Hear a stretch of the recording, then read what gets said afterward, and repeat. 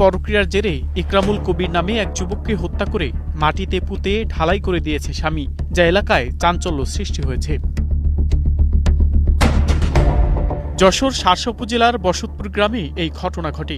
স্বামীর অভিযোগ, দীর্ঘদিন ধরে নিজ স্ত্রীর সাথে পরক্রিয়ায় লিপ্ত ছিল শার্শার পুটখালী ইউনিয়নের দক্ষিণ বারোপোতা গ্রামের ছেলে ইকরামুল কবিরের, যা ভালোভাবে নেয়নি স্বামী। একসময় বাড়িতে কেউ না থাকায় ফোন করে ইকরামুলকে দাওয়াত দেয় আসামি, চলে অতিথি আপ্যায়ন। কিন্তু রাতে লাচ্ছির সাথে ঘুমের ওষুধ খাইয়ে ইকরামুলকে ফাঁসিতে ঝুলিয়ে হত্যা করা হয়।